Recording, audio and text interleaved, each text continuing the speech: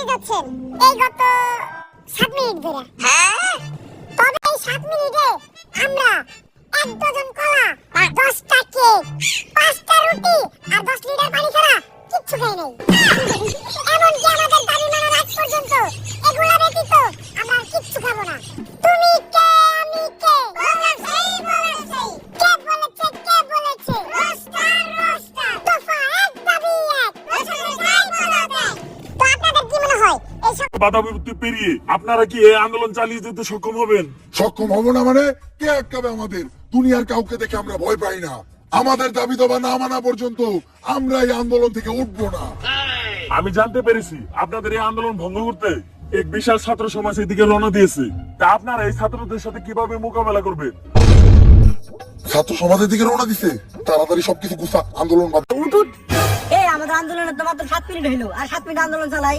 7 minute আন্দোলন চালান লাগবো না, ছাত্ররা রাইতাছে বাইরে 7 মিনিটে ক্লিয়ার করে লাইবো। এর তেলো বাসায় যে 7 মিনিটের একটা কাপড় ব্লগ বানাই গিয়া কিছু ডলার ইনকাম হইবো। কি করে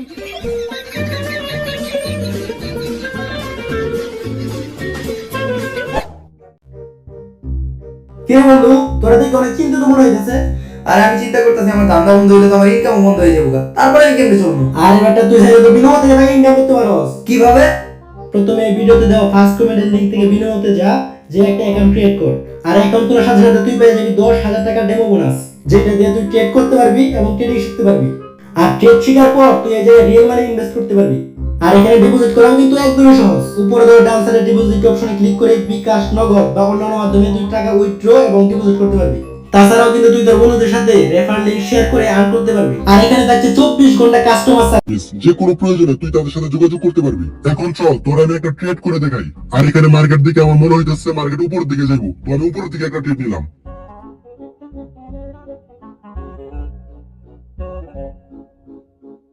এই দেখ আমি প্রফিট করে ফেললাম, চাইলে কিন্তু তুইও পারবি। তোর দেরি কিসের? এক্ষুনি আমার এই ভিডিও ডেসক্রিপশন বক্স এবং কমেন্টে দেওয়া লিংক থেকে যা, ইনভেস্ট কর আর কম ইনভেস্টে অনেক বেশি প্রফিট কর। এই দেশ স্বাধীন হওয়ার পর থেকে দেশে একের পর এক আন্দোলন। 2 দিন আগেই আনসার করে ক্লিয়ার করলাম, এখন আবার বহু ব্যবসায়ীরা আন্দোলন করতেছে।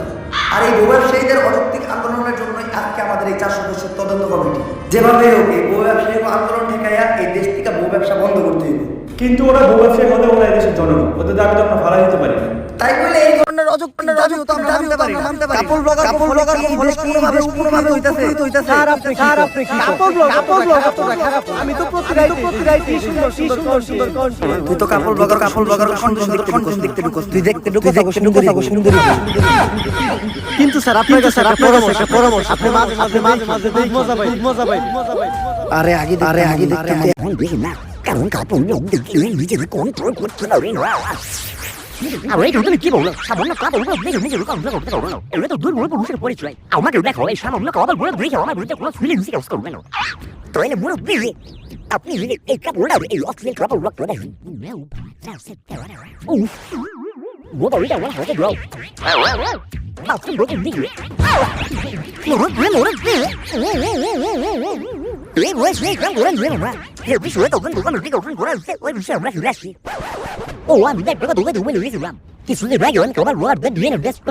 আর টেস্ট করার পর জানতে পারলাম ওরা তো এই গ্রহের প্রাণী না, কারণ এই গ্রহের প্রত্যেকটা প্রাণীর মধ্যে লজ্জা, শরম, মান সম্মান বোধ আছে, যেটা কাপড় ব্লগারের মধ্যে বিন্দু পরিমাণও নাই।